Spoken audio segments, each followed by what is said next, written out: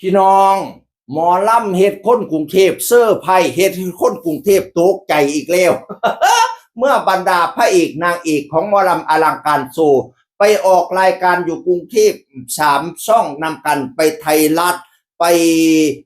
ไทยรัฐไปโมเดิร์นไนท์ทีวีไปช่อง 3บัดนี้โลดมันติดเนาะหมอลำกับผ้ากันใส่สุดหมอลำล่ะพี่น้องเอ้ยมันสิไปฮอดสตูบ่ทันเวลาคันสิไปถอยศอกแท็กซี่ไปรถใหญ่ก็ได้ก็ได้ขี่วินมอเตอร์ไซค์บัดนี้ขี่วินมอเตอร์ไซค์ใส่สุดหมอลำเหลี่ยมยุบๆย่ำๆพระเอกก็ใส่สุดหมอลำเหลี่ยมยุบๆย่ำๆแต่งองค์ทรงเจียงใส่หัวม่อนเรียบร้อยใส่สุดเพชรเรียบร้อย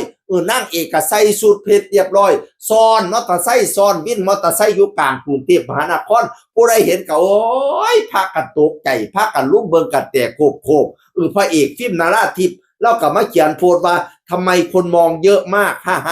ๆๆๆสิบ่ให้เขามองจังได๋อีพอใส่สุดเพชรเหลี่ยมยุบๆ อยู่กลางกรุงเทพมหานครเนาะเฮ้ย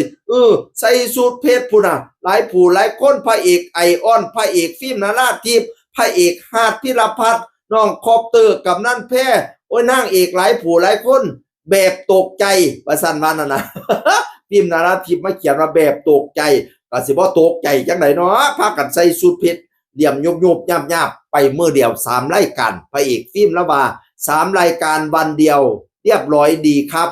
เบื้องหลังมีเตปเรื่องหน้าขำขันฮ่าๆตื่นเต้นสุดๆไปไทยรัฐทีวีไปโมเดิร์นไนท์ทีวีไปช่อง 3พี่น้องเอ๋ยออกรายการน้องตายสุวรรณันท์ล่ำโซ่ในรายการเสียงดีเนาะนางเอกตายสุวรรณันท์น่ะพี่น้องเอ๋ยหัวหน้าอันนกพงศกรแล้วก็มาเขียนโพสต์ไว้จังซี่ล่ะหมอลำเกิดใหม่อีก1วงก้าวเล็กๆบันไดขั้นแรกและความภาคภูมิใจของนกพงศกรพานิชพลส่งกำลังใจให้กับอลังการโชว์ไปออกรายการทีวีวันนี้ครับว่าซั่นว่านั่นน่ะ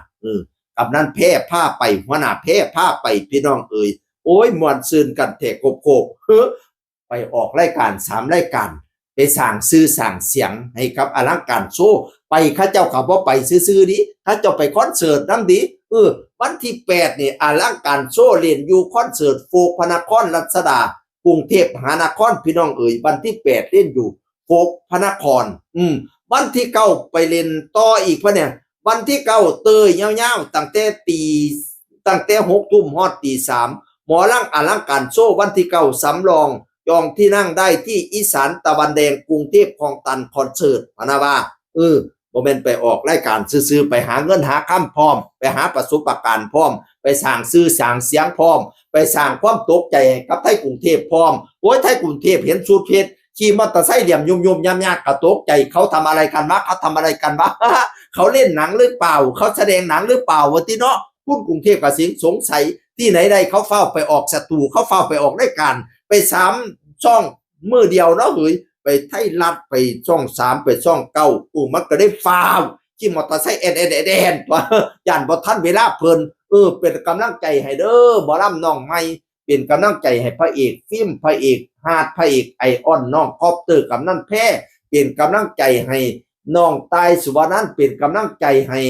สุผู้สุคนข้าจำบ่เบิดก็ขออนุญาตบาดคำพี่น้องเอ๋ยเป็นกำลังใจพิธีกรพงษ์ลำเพิ่นสุผู้สุคนนั่นล่ะให้หุ่งเฮียงเลี้ยงเหลี่ยมเด้องานไก่ไหลมาเตมาปั่นน้ำแกงไปแสดงทั้งใน FC ให้แตกจนล้นอังสนามยามส้มเจ้าขึ้นห้านให้โดดเด่นเทิงเวทีให้มีแต่คนหักคนส้มนิยมส้มเจ้าเงินค้ำให้ไหลเข้าล้นกระเป๋าแน่นอังให้ได้นั่งเป็นเจ้าคนเว้าซาลือผู้ขาเสียงคนเก่าเว้าสู่ฟังสวัสดีครับสวัสดีครับ